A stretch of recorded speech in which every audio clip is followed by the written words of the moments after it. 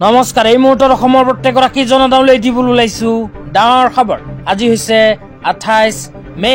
আজি অসমৰ লাখ লাখ দুখীয়াসকললৈ কেইখনমান চৰকাৰী আঁচনিলৈ দিবলৈ ওলাইছো ডাঙৰ খবৰ। তো যিসকল মানুহে ভিডিঅ'টোত ক্লিক কৰিছে অনুগ্ৰহ কৰি ভিডিঅ'টো স্কিপ নকৰি প্ৰথমৰ পৰা শেষলৈ চাই থাকিব, কিয়নো এইটো ভিডিঅ'ৰ মাজত কৃষকসকলৰ পৰা আৰম্ভ কৰি এছএইচজি গোটৰ মহিলাসকললৈ কেইখনমান গুৰুত্বপূৰ্ণ খবৰ প্ৰদান কৰিম। অনুগ্ৰহ কৰি ভিডিঅ'টোত ক্লিক কৰিছে যদি ভিডিঅ'টো স্কিপ নকৰি প্ৰথমৰ পৰা শেষলৈ চাই থাকিব। লগতে মোৰ চেনেলত নতুন হলে প্লিজ চেনেলটো ছাবস্ক্ৰাইব কৰি মোৰ লগত থাকিব। তো বলক ভিডিঅ'টো আৰম্ভ কৰি আজি প্ৰথমটো গুৰুত্বপূৰ্ণ খবৰৰ বিষয়ে বিস্তাৰিত জানি লওক। আজি প্ৰথমটো গুৰুত্বপূৰ্ণ খবৰ হ'ল PM কিষাণ সন্মান নিধি আঁচনিলৈ।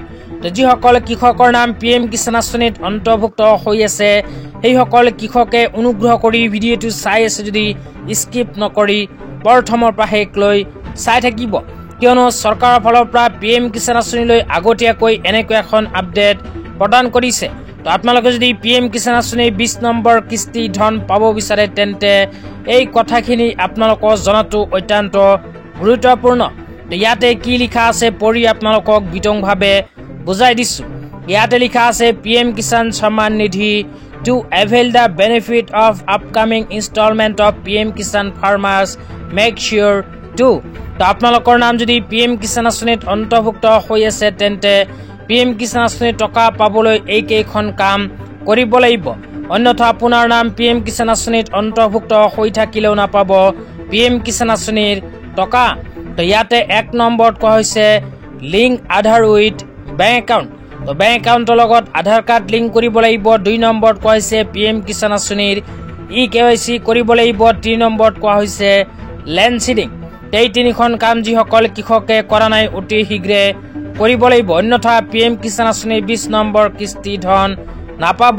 লগতে যিসকল কৃষকে PM কিষাণ আঁচনিৰ 19 নম্বৰ কিস্তিৰ টকা পোৱা নাছিল সেইসকল কৃষকে যদি এইবোৰ কাম কৰে তেন্তে 20 নম্বৰ কিস্তিৰ সময়ত একেলগে 4000 টকা নিজৰ নিজৰ বেংক একাউণ্টত লাভ কৰিব।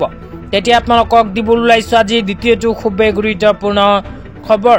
আজিৰ দ্বিতীয়টো গুৰুত্বপূৰ্ণ খবৰ হ'ল যিসকল কৃষকে ধান খেতি কৰে সেইসকল কৃষকৰ বাবে। তো আপোনালোকে মোবাইল স্ক্ৰীনত চাব পাৰিছে এনেকুৱা এখন আপডেট ইতিমধ্যে আমাৰ হাতত আহি পৰিছে। তো ইয়াতে লিখা আছে ধানৰ ন্যূনতম সমৰ্থন মূল্য প্ৰতি কুইণ্টলত 1300 টকাৰ পৰা 2550 টকালৈ বৃদ্ধি। তো যিসকল কৃষকে ধান খেতি কৰে সেইসকল কৃষকে নিজৰ ধানখিনি যদি চৰকাৰৰ ওচৰত জমা দিয়ে তেন্তে এতিয়াৰ পৰা প্ৰতি কুইণ্টল ধানৰ মূল্য 2550 টকা লাভ কৰিব।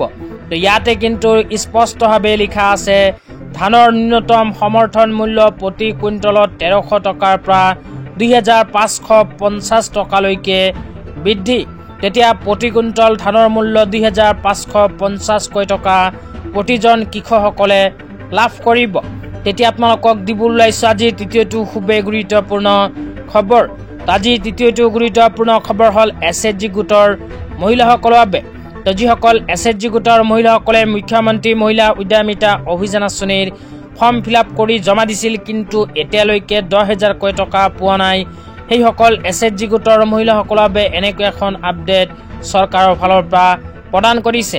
তো ইয়াতে উল্লেখ কৰা হৈছে 2025 বৰ্ষৰ ডিচেম্বৰৰ ভিতৰত সকলো আবেদনকাৰীক এই আঁচনিৰ অধীনত সামৰি লোৱা হ'ব।